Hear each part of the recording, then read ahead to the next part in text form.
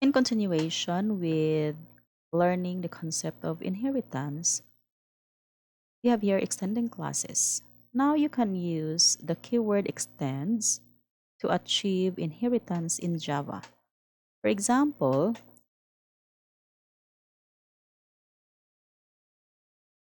the following class header creates a superclass subclass relationship between employee and employee with territory.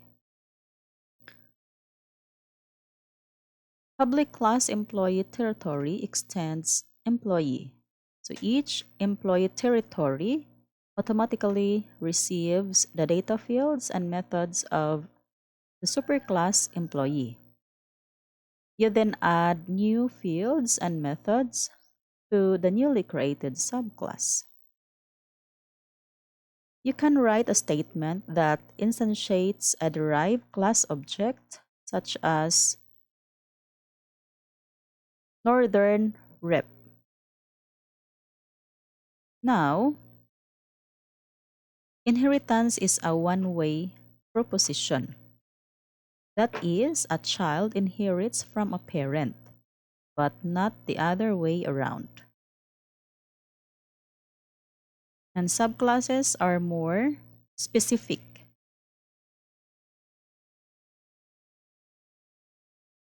Now, you can use the instance of operator to determine whether an object is a member or descendant of a class. For example, if northern rep is an employee with territory object, the value of each of the following expression like northern rep instance of employee with territory or northern rep instance of employee. Now, if a clerk is an employee object, a clerk is an instance of employee. When you create a subclass by extending an existing class, the new subclass contains data and methods that were defined in the original superclass. In other words, any child class object has all the attributes of its parents. Sometimes the superclass data fields and methods are not entirely appropriate for the subclass objects. In these cases, you want to override the parent class members. So to override the parent class members or to override a field in a child class means to use the child's version instead of the parent's version.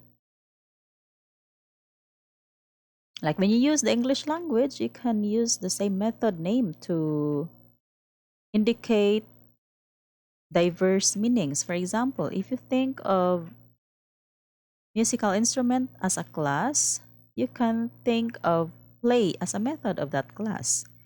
If you think of various subclasses such as guitar and drum, you know that you carry out play method quite differently for each subclass. So using the same method name to indicate differently or like different implementation is called polymorphism. So this is a term meaning many forms. Many different forms of action take place even though you use the same word to describe the action. In other words, many forms of the same action describing word exist depending on the associated object. Object-oriented programmers use the term polymorphism when discussing any operation that has multiple meanings, regardless of whether inheritance is involved. For example, the plus sign is polymorphic because it operates differently depending on its operands. You can use the plus sign to add integers or doubles, to concatenate strings, or to indicate a positive value. As another example, methods with the same name but different parameter lists are polymorphic because The method call operates differently depending on its arguments. When Java developers refer to methods that work appropriately for subclasses of the same parent class, the more specific term is subtype polymorphism.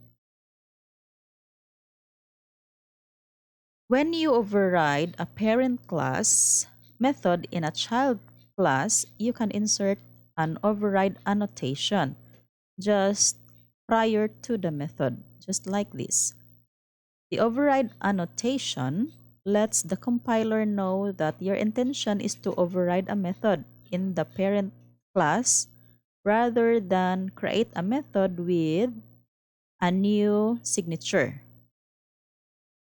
For example, if the employee class contains a display rate of pay method that displays a weekly pay rate, and your intention is to override the method in the child contract employee class to display a contractual pay rate, you can write the child class method as at override. So using this annotation, override annotation.